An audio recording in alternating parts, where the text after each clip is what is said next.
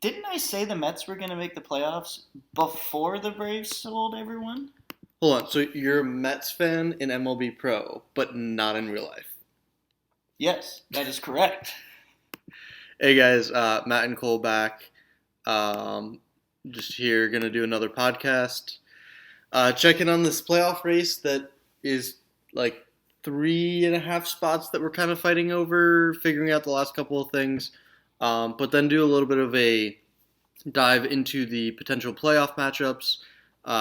Take a look at some X factors of guys that we think will be some game-changing players in the playoffs if their team makes it. Um, and then that'll probably be it for today. We'll then probably check back in once everything's settled. Possibly, depends. We're not really sure. We might not be both still in Florida at that point, but we'll get something out there at some point. Starting off, playoff race. Right now in the playoffs, we've got who?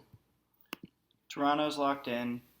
Angels have clinched a spot and are one game away from the division. And that's it. Like those are the teams that have clinched. And like right now you have the Dodgers, the Mets, the Cardinals leading. So the Twins are at 100%. Their magic number is 8, but they're 7.5 up. Yeah. I think they're gonna get in. Um, the Dodgers, Rockies, and Giants are all over 95%, which is amazing for that one division to be that high. And then we've got the Rays are at 99.5%. And then after that, we have a little bit of dip. We're still trying to figure out NL East, still trying to figure out NL Central, and still trying to figure out the second AL wild card. That's the three races we're really watching.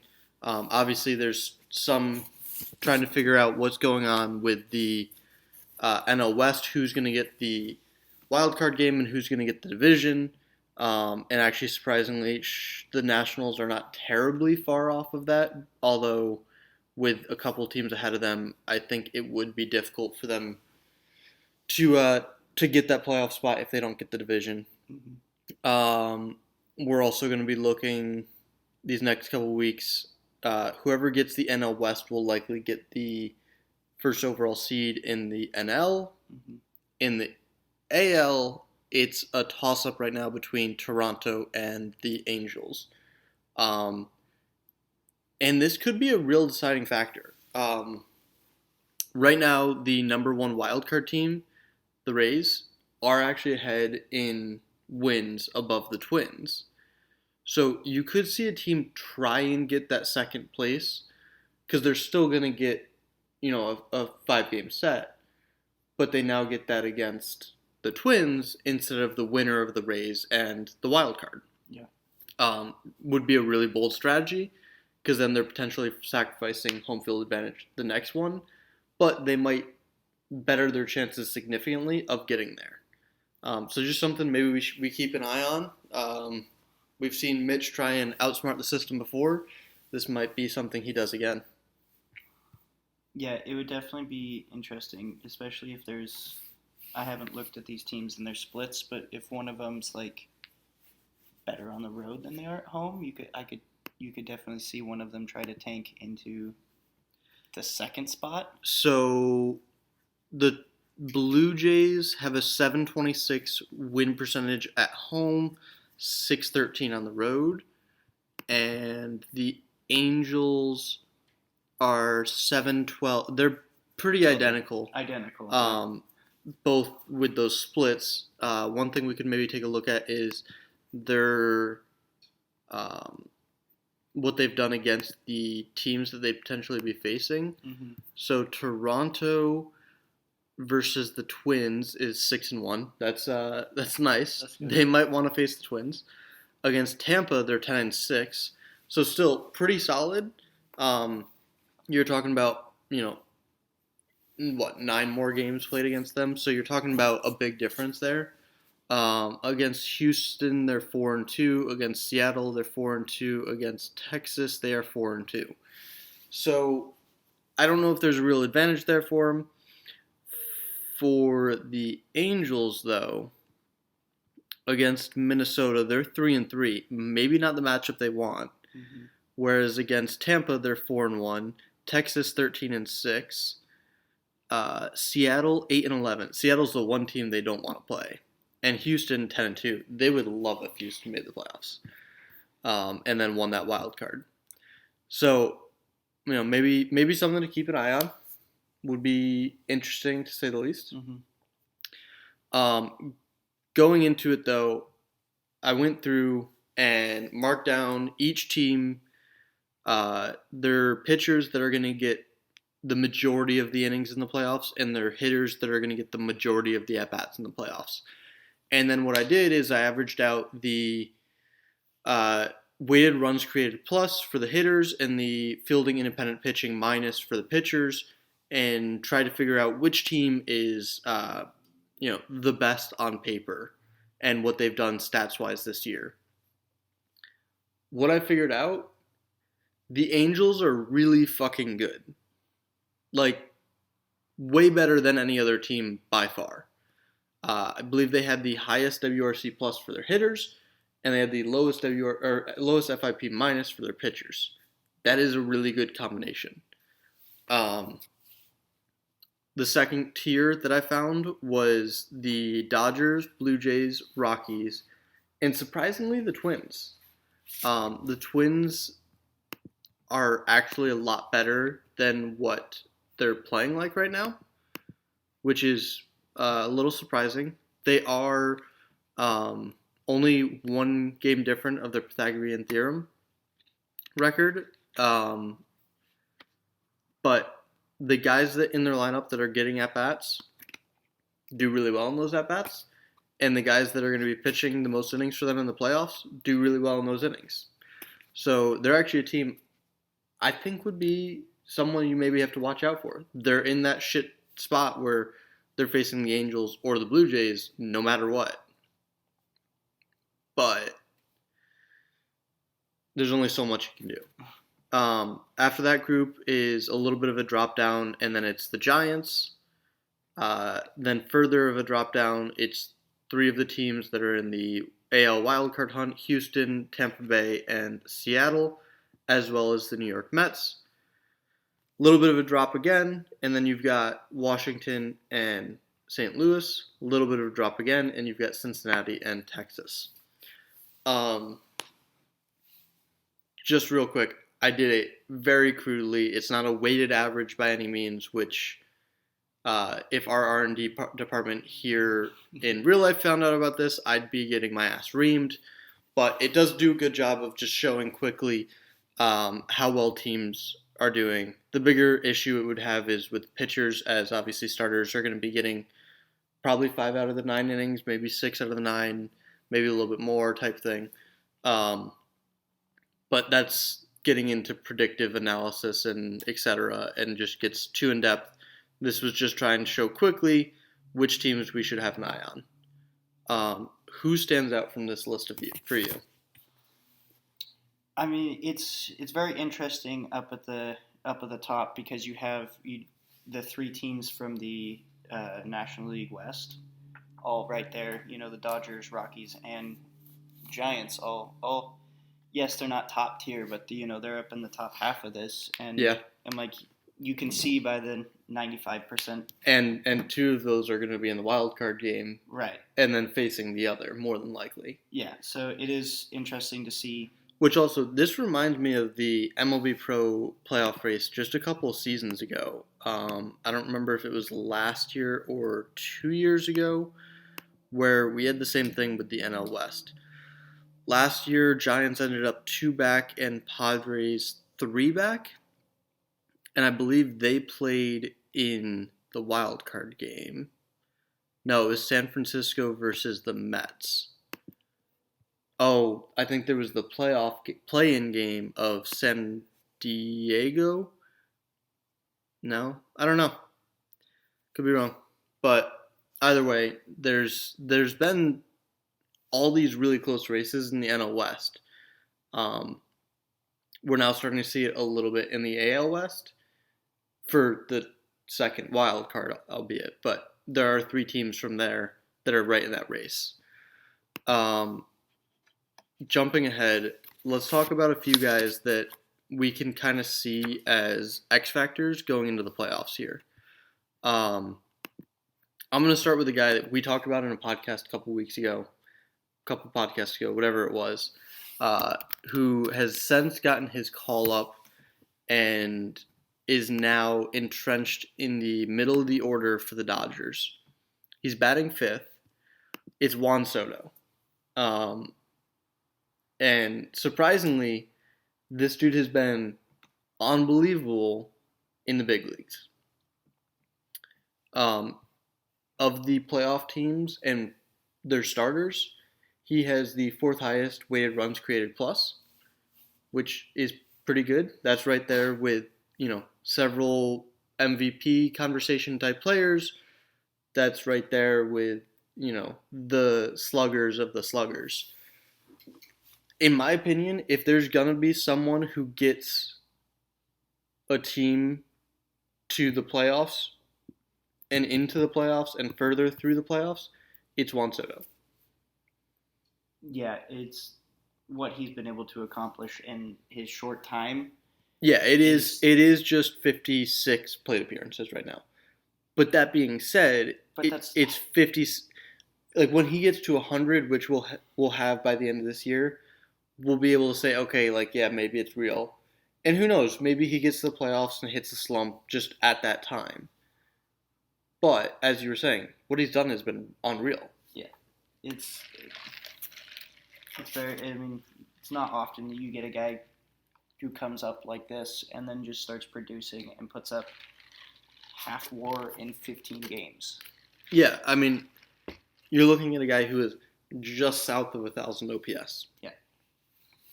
Yeah. One more knock and he has 1,000 OPS.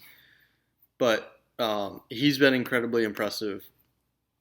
Props to Sam and that Dodgers front office for being ballsy enough to make this call and bring him in.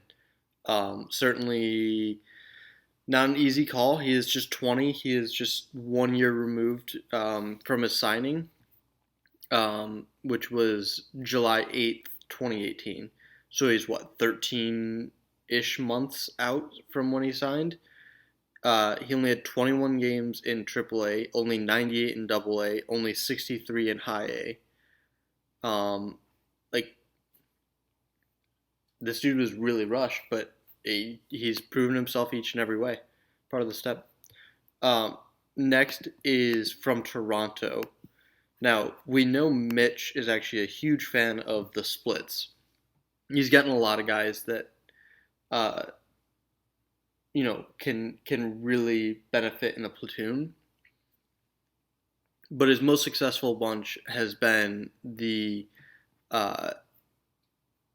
Don Winston and Don Lund split, which right now I believe he's got Winston versus righties and Lund versus lefties. Let me just double check it to make sure. Yeah. Against lefties, Don Lund is... Oh my God. Yeah. Over 1,000 OPS against lefties. Is that good? That's pretty good. That is indeed, I think, what you're striving for. Yeah. And then Winston, we saw him come up last year, I think it was when the trade was made, and absolutely destroy. And he's kind of doing it again this year with 24 home runs versus righties. Yeah. The Don platoon at first has worked out splendidly for Toronto. I would be amazed if they both weren't on the playoff roster. But someone else I wanted to kind of point out was Jim White. Now, he's got 157 plate appearances in the big leagues this year.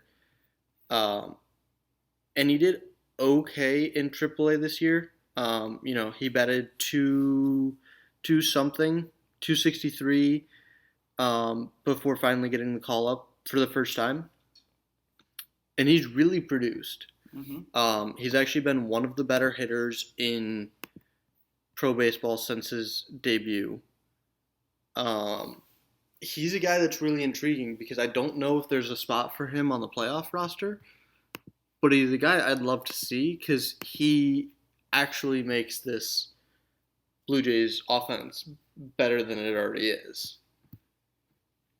But I don't know, where do you possibly fit him in?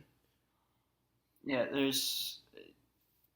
I don't know. It's tough because the lineup is so deep. Like the acquisitions they made this year. With as an outfielder, you have Harper, you have Esteban, you have Stanton, you have all these guys. And you have Sullivan. Right.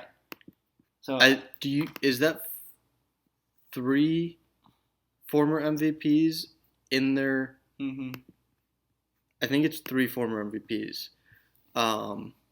Then they've got Gary Sanchez, former MVP. Did Giancarlo ever win it? That's my question. Giancarlo did not. Jeremy Sullivan did not, actually. I thought he did. Well, that's awkward.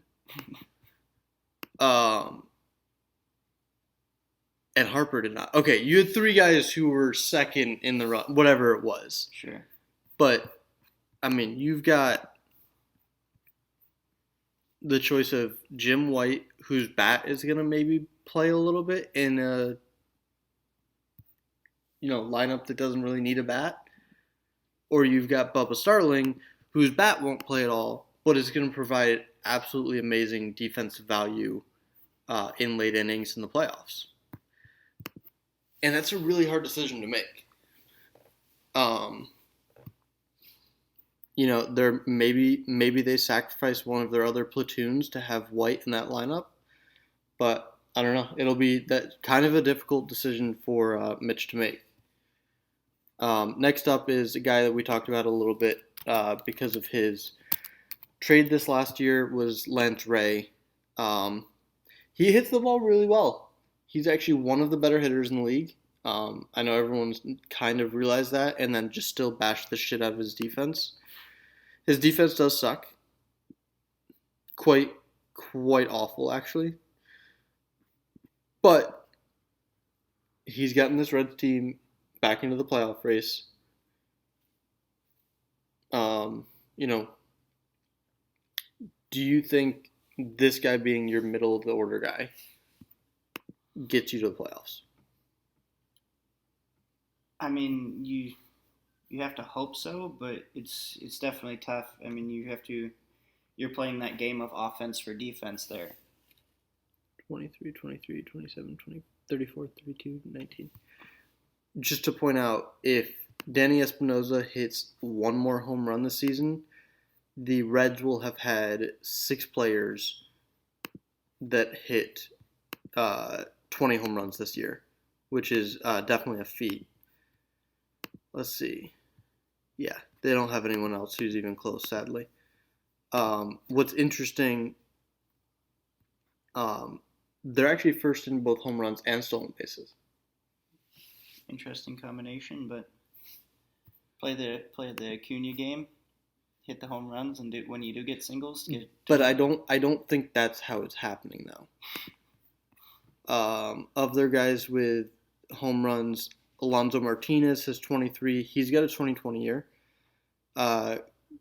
Koyama has 21 home runs, 17 stolen bases. Espinosa has 19 and 10.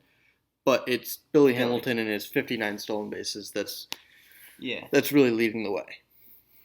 But still an interesting thing. You don't often see teams that do that. Next is the MVP in the NL, Jed McKinley.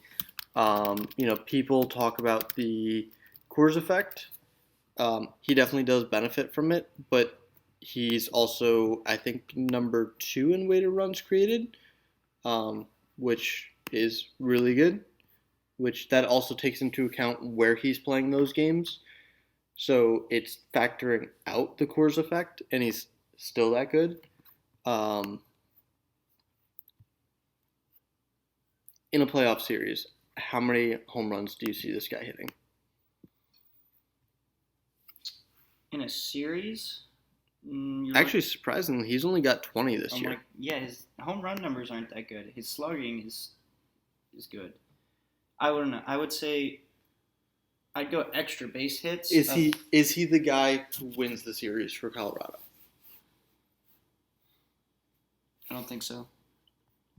Right now they're in the wild card. Mm-hmm. Miguel Pineda throwing to Jed McKinley.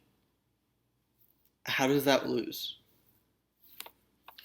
I mean, you're talking about the best pitcher in the league. Mm-hmm. Talking about the best hitter in the league. Talking about the worst defense in the league. Looking at it, they're 15th in defensive efficiency. But they've also got 8 guys in their lineup. 7, I guess. I'm not going to put Mitchell Walding in there, who's, truly a league average hitter. They've got 7 guys in their lineup who are significantly above league average.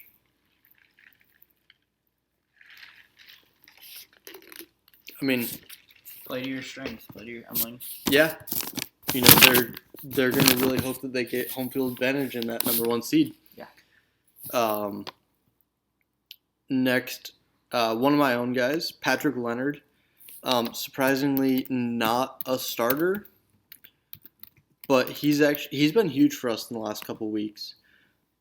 He's been hot for a lot of the year. He's only got 183 plate appearances, but his splits are somewhat ridiculous. He really loves hitting left-handed pitching. Yeah, that's. Yeah, I mean, 1,149 OPS against lefties. I mean, is that good? Yeah. Jeez. He's a guy that it's actually been a decision for me each time that we face a lefty of, do I keep in Richard Fowler and Edgardo Arredondo, or do I put Leonard in for one of them? He's been really just that unreal, and he's a guy that's definitely going to get his playoff appearances and his at bats if we do make it, especially against lefties. Next up is the Angels, and I just wrote down for this one left field ? If you go to their lineups, you'll actually notice there is no left fielder listed.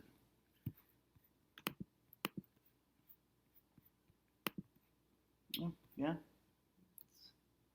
And they do have a few options. They've got Jingbo Jun, who's been okay this year. They've got Marcus Porter, who's been okay in AAA this year. They've got Rafael Ortega, who's been a little below average in AAA this year. They've got Michael Gigliotti, who's been bad at the major league level this year and not significantly better in AAA or AA. He was okay in AA, I guess.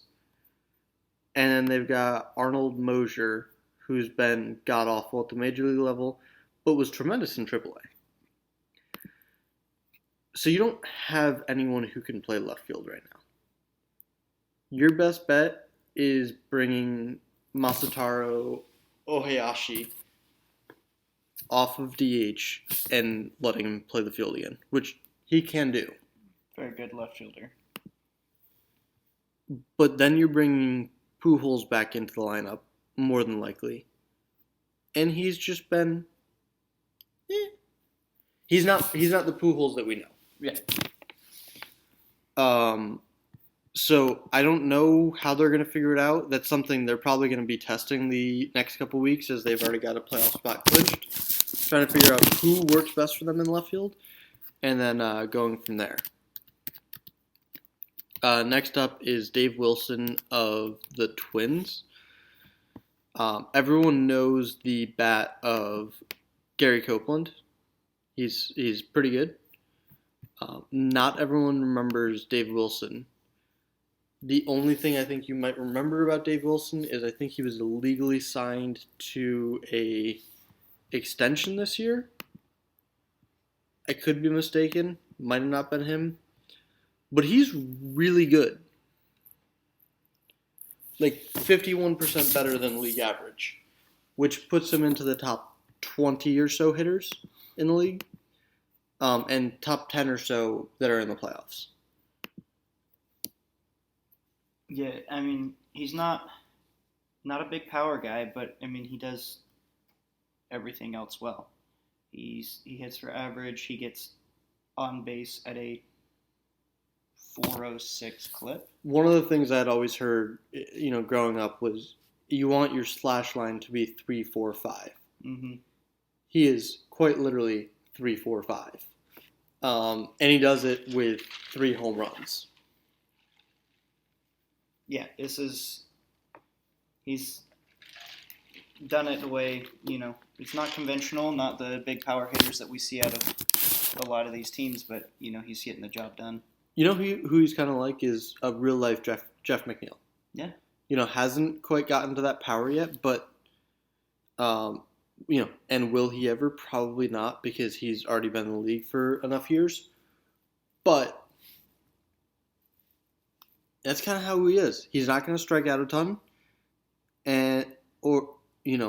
or at all, I guess. More walks than strikeouts. 20 strikeouts, 21 walks. He's Williams Astudillo, who, by the way, younger brother, lovely guy, loved Wilfred. He's one of the players in our organization here with the Mets. Love him. By the way, just real quick on Dave Wilson.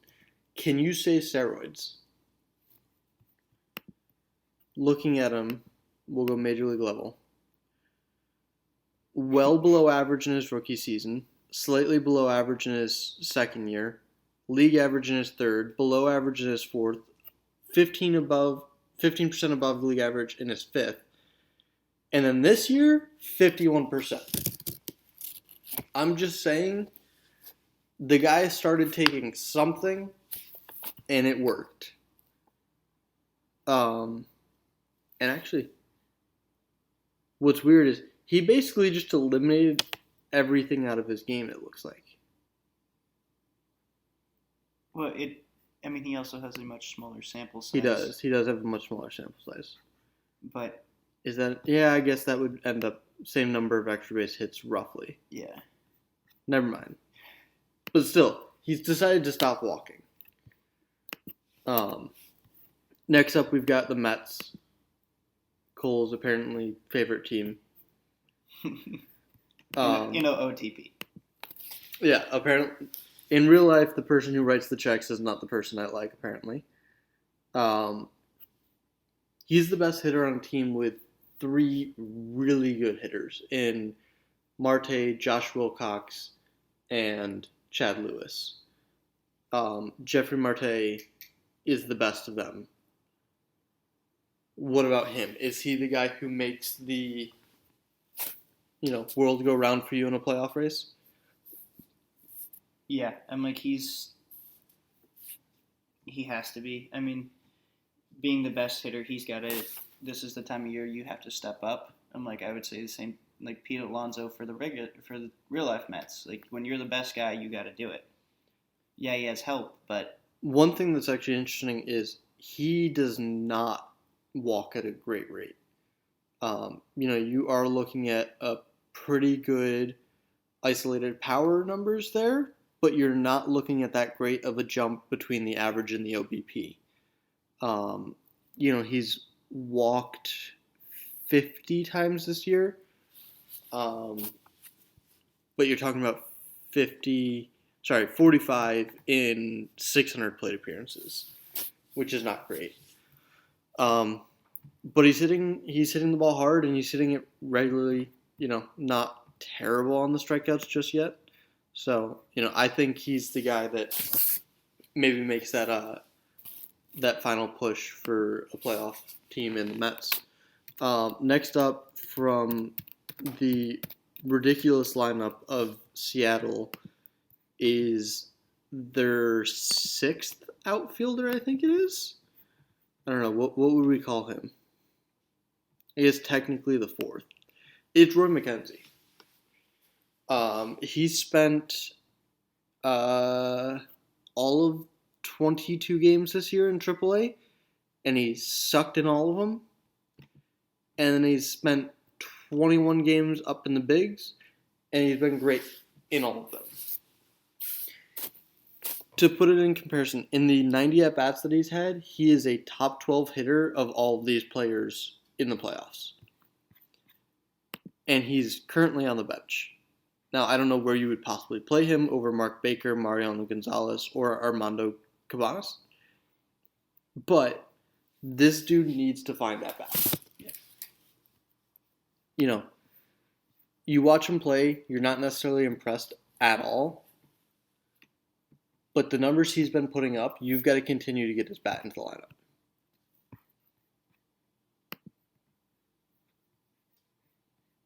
Yeah. I mean, it's a small sample size that he's. So let me rephrase. You need to get his bat in the lineup against right-handed pitchers, apparently. Just looking at his splits there, they're ridiculous. He looks like a little leaguer when facing lefties, and looks like the modern-day Christian Yelich when facing righties, apparently. But, you know, leave it to Soz to somehow create a lineup full of superstars and still have his best hitter on the bench.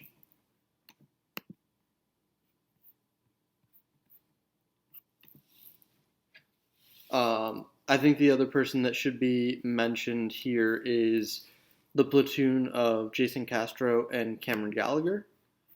They're platooning righty-lefty, which makes sense. But when they're not in, they do create a really good opportunity for a pinch hitter, which, if Soz is able to get his team into the playoffs, could go a long way in working against some of these dominant bullpens that teams have. Next, we've got Cameron Maybin from San Fran. He's currently out for 1 to 2 more weeks, so he will be back for the playoffs. Mm-hmm. He's also got a day-to-day injury, which doesn't necessarily bode well. But he's one of the better hitters in their lineup. And it's going to be interesting because he's going to have gone a couple weeks without seeing professional pitching. I think he'd be at 3 total weeks-ish. No, he'd be at 2 total weeks. But this is a guy who's, you know, top 2 or 3 hitter for them, and playing center field. You know, this is supposed to be their guy, especially after the money they paid him. After taking a couple weeks off, maybe he comes back refreshed. Yeah, and like it can be one of 2 ways. He either comes back and he's healthy and then steps right back into it, or it's going to take some time to get back. With there not being, you know, minor leagues to help him, you know, get some at bats or anything, it's just kind of a toss up on what you're going to get there. Yeah, you don't have the luxury of a rehab assignment, and with how much he's expected to still be missing, you're looking at maybe 3 games in the major leagues before you get to the wild card. Mm-hmm. Next up is from St. Louis, is Ronald Guzman, who, when I had profiled at some point, I think going into the season, I said was one of the best first baseman prospects. And he certainly hit like that. Yeah, he's come in and been a prototypical first baseman. Yeah. He's putting up very good numbers, but he's if you compare him to the rest of the first baseman in the league, it might not be anything special, but you gotta remember this is still just his first full season, yada yada. But he's batting .305, 22 home runs right now. 59 extra base hits, etc. He's doing exactly what you want to do. Just nice middle of the order guy. Probably, I'm going to assume batting fifth. Yeah, batting fifth. He's doing exactly what you'd expect out of him. But that's what they need is that constant, consistent guy in their lineup. He is also second for them in home runs. So, and believe first he's leading their team in average. He's just that guy. You need him there to do his job. Mm-hmm. But that for them is going to be hugely important in a series, especially going up against some of these elite pitching staffs. Just having a guy who goes out there, does his job, and shows to everyone else, like, hey, this is just any other game. Next up, we've got Tampa. And as much as I'd love to say the first baseman from the Ben Richardson trade is the X factor, I don't think he is. He is sadly still a below league average hitter. I'm going to say that quietly. He's been tremendous with Tampa Bay, significantly above league average in that time. But on the season, you're still looking at slightly below average as far as weighted runs created goes. It'll be interesting because we talked about earlier 90 at-bats or 50 at-bats with whomever it was. Alvarado has 150 plate appearances with the Rays. You're getting close to that sample size where everything levels out. Mm-hmm. Usually when you talk with analysts, they say 200 is the first, like once you hit that, you can then start to actually look at the numbers, and before that, it's all eyewash. So he's getting closer. But he has been tremendous with the team. I'm not going to take that away. But the guy I wanted to highlight is another one of Heinz's favorites, and that's Joe Maloney. I know, you're looking at him and you're like, yeah, a backup catcher. Not even an OPS of 800. But in his time up, he has actually been one of the better hitters in the league. And if you take a look at the splits, especially against lefties. Yeah, I mean, he's a guy that you may think about giving a start or two. I mean, maybe here at the end of the season to rest your catcher, but I mean, your starting catcher, but I mean, with splits like that, maybe you get a playoff game where you're like, we got to get him in there. Yeah. I mean, the other thing is maybe the Rays go real ballsy and go with the third catcher and say, all right, later in the game when so-and-so starts bringing in their dominant lefties, all right, Joe Maloney, get in there, pinch hit, and then bring in the third catcher. It's a really risky strategy to do because you're then probably giving up an extra bullpen piece or you're giving up, your speedster off the bench. But with splits like that, it honestly very well could be worth it. Mm-hmm. Next is Texas. And I identified Pete Kozma. Mm-hmm. He's had a good season. What is this? Wow, he's batting .381 against lefties. Now that is 50 plate appearances. Small sample size, yes, but I mean, it's still a significant number. When looking at, looking to platoon a guy or maybe get a late inning, having him for the playoffs as a late inning guy to come in against lefties, like you said. Just to let everyone understand, he is really good against lefties in his entire career. You're talking about 860 at-bats, and he's 20% above league average in the MLB. But there's several years where he was way higher than that. Compared to against righties, he's 15% below league average. Yeah. So again, this is a guy that you are talking about. He's likely, if Texas makes it, it will be in a wild card spot. Mm-hmm. But you're talking about Seattle, that I believe has 3 left-handed starters in their rotation, and you're talking about Houston, who has 2, 3.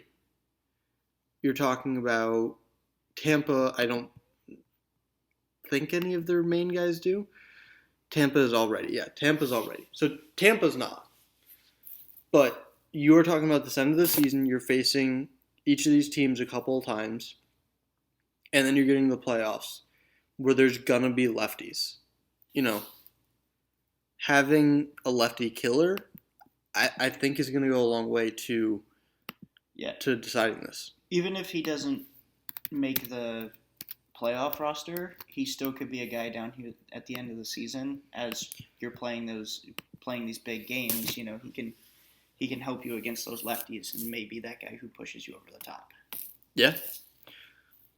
Next up is Ed Palmer, who I just want to point out was signed to a minor league free agent deal little over 2 years ago. He was signed a couple days after the start of the season in 2017, and he is currently a catcher worth 5.8 WAR in the big leagues.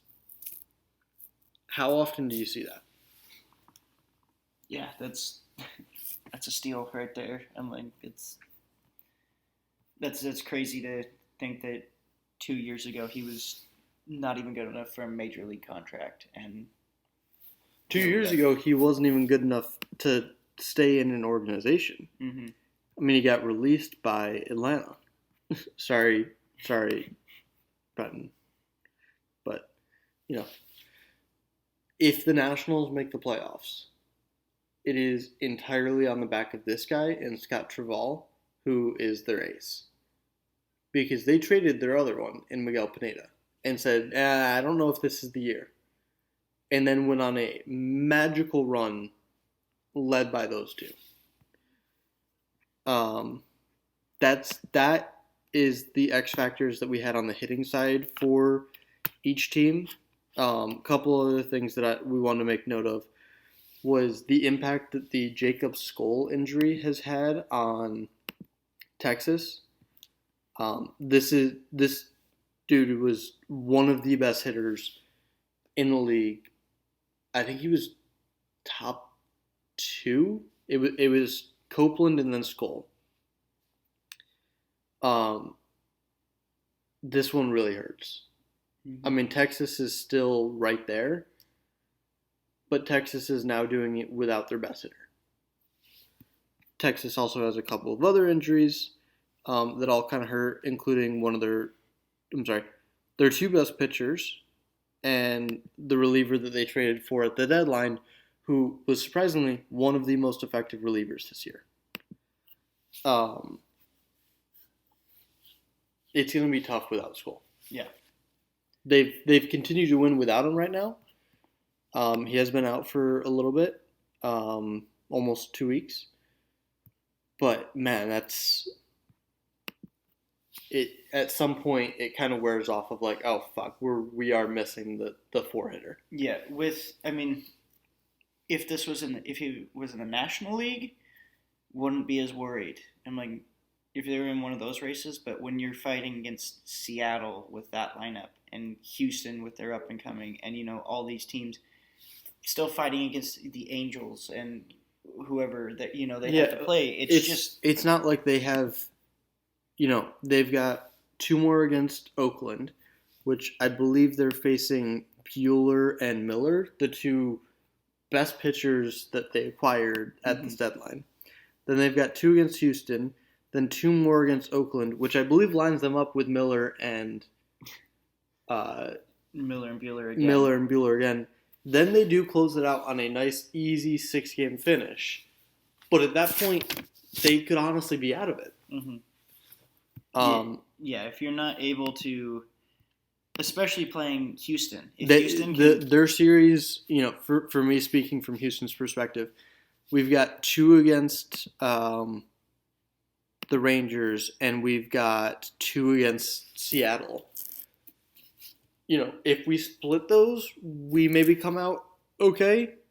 If we lose 3 out of those 4, if we lose 4 out of those 4, it's probably done. mm-hmm. That's the only days those are the make or break games for these 3 teams.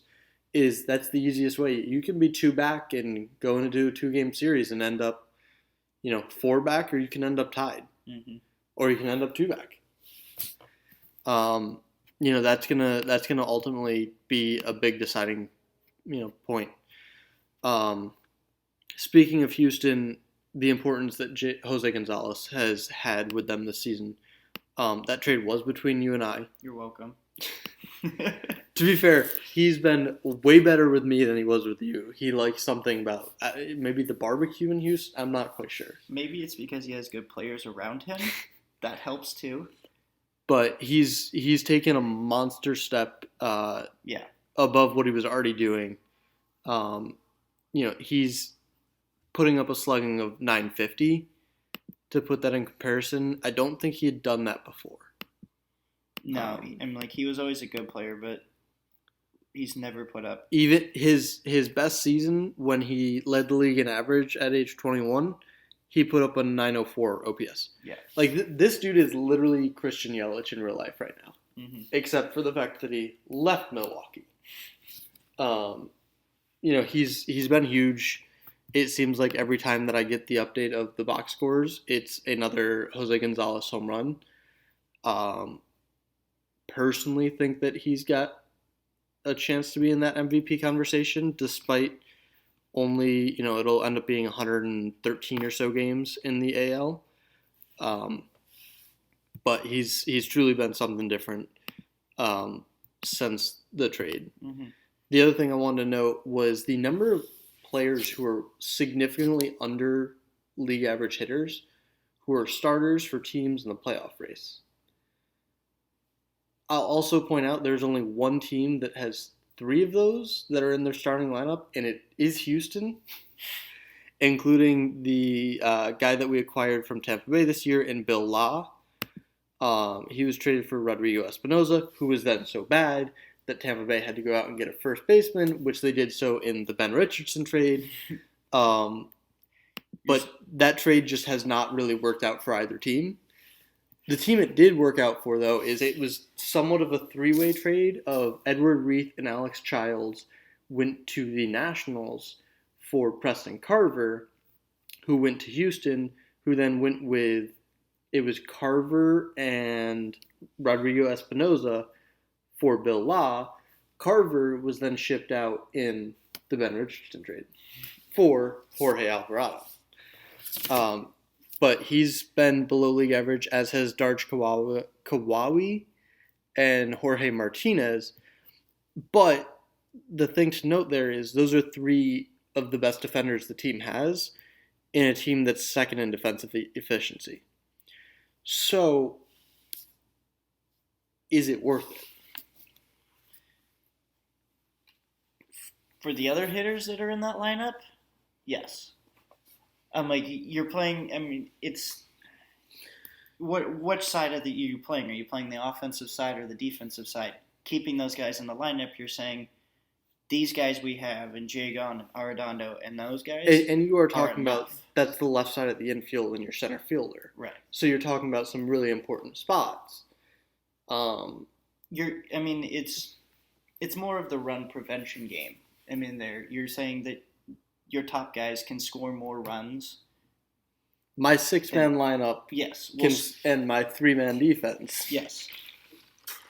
A couple others. Billy Hamilton, we touched on, is well below league average. There was a couple of other guys in there, but just something interesting was there was, well fewer, under league average players that were starters on the playoff teams. But there's still 5 or 6 that, maybe they're getting their value elsewhere, whether it be defensive, whether it be, for Hamilton, his speed.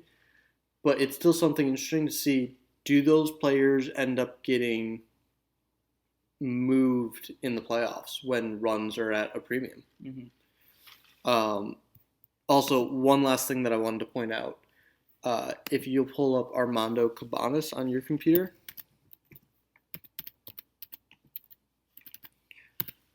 and if you go to batting stats, and then go to expanded batting stats under view, Mm-hmm. to the left. There it is. Jesus.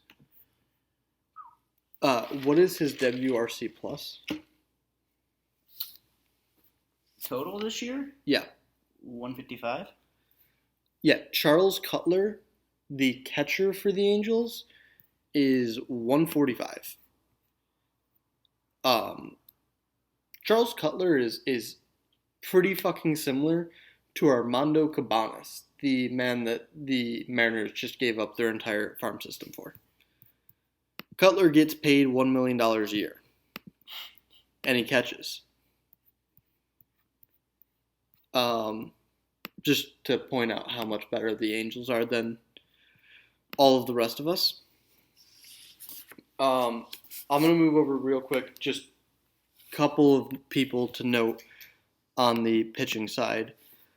St. Louis has 2 starters who presumably, I think, will be pitching in playoff games for them, in Dan Dukes and Antonio Cruz.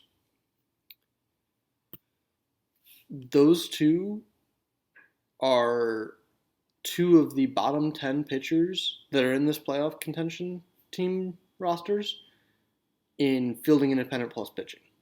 They've actually been pretty bad this year. Now, their ERAs, perfectly okay. But when 2 of your 4 starters are there, how do you roll into a series confident that you're going to win? Mm-hmm. The other person I wanted to point out, on the opposite end of the spectrum, was Tom Robeson, who's actually he's had a very solid season, albeit just 3 games started. He is starting for the Dodgers now, but he's actually a top 10 pitcher and number 2 as far as players who are currently starting in fielding and independent pitching minus. The only guy ahead of him is Miguel Pineda, who he very well could be facing in a playoff game. Tom Robeson, who was acquired in a trade for Michael Pineda, not Miguel, and I think was the 3rd piece in that trade, has surprisingly been really fucking good. Now, the last thing that I want to look at, and then we'll call it a podcast, is the comparison of the Angels bullpen versus Toronto's bullpen. Which one do you want to pull up? I already got the Angels right here. So. All right. They're both really freaking deep in terms of the number of dominant bullpens they've got, arms they've got. So Toronto's best is Johnny Venters. On the Angels side is Paul Erickson. So if you open up Erickson, who are you taking? Oof. I think you lean Erickson a little bit. Yeah. All right, going to the next. You've got Kenley Jansen, who was the Angels last year. Yeah, the Angels last year. And then you've got Anthony Mio for the Angels. Who do you take there? Probably Mio. All right. I disagree, but we'll call it a split 50-50 there. Now I've got Klaus Bongers for the Blue Jays, and you've got Ichikawa for the Angels. Who do you go with there? God. I haven't seen bullpen guys like this. My bullpen doesn't look like this. Yeah. And then you got Brian Wilson for the Blue Jays, and you've got Blake Snell for the Angels.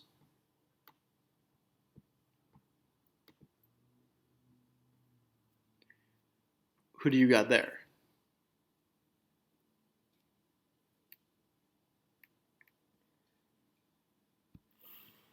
The only thing, so I actually think Blake Snell is maybe going to be an X factor this year, but especially next year when openers are allowed because we've moved to OOTP 20, because that man's splits are insane. You bring him in to start the game, and then an inning into the game, maybe two, let him ride out a little bit. You just switch over. He just dominates the first 6 guys and then leaves. That's all we wanted out of him. Yeah. I think I'd take Brian Wilson in this matchup. Yeah, I'm like Snell's in here he's a specialist. And then you've got Gabriel Flores for the Blue Jays, who has been working as a starter. And you've got Romero for the Angels.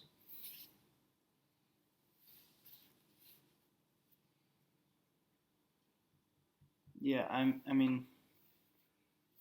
The one thing I do want to point out is somehow Toronto has ruined Gabriel Flores, who's now negative WAR since coming over, despite being the best reliever in all of baseball in the years prior. But I think I go Flores slightly here. And then to add to it, they've still got Sergio Romo, who's, not bad. And they've got Kelvin Herrera, who's, pretty decent, on top of their already dominant starting staff, which is 4th in runs against, 2nd in runs against is Houston. Just pointing that out there. And if we want to hop over to the NL, 15th in runs against is Milwaukee. Hey, I told you we don't know what good relievers are. No. But I think this is going to be an incredibly fun final 2 weeks to watch. And some exciting playoff baseball for sure. Do you have any predictions? We've got, like we said, the three spots kind of open. Who do you think gets in? I like the Mets. I said that a long time ago. I think the Cardinals end up making it there. I just like their schedule, the remaining part of the season compared to Cincinnati. Yeah. And then I think, but Seattle's going to make it. I think Seattle will end up overtaking the Houston for that last wild card spot there. Ultimately for me, wherever I end up, I've already beaten my previous wins record by 12. Even if I don't win another game this year, I've pushed this, all the way to this point and still in contention and still in a wild card spot right now. So ultimately, I think this is a success for my team, especially after the 3+ years rebuilding. But it'll be interesting. I think we've got a fighter's chance. Like I said, it's going to come down to those 4 games. And I'm sure that, we'll make sure to blow up the general chat room and make sure we only talk about our teams and none of the other teams so that you guys all know exactly what's going on. I know you guys all love that. But I think that's it for us here today. You got anything else? No. Thank you, guys. Fuck, it didn't record.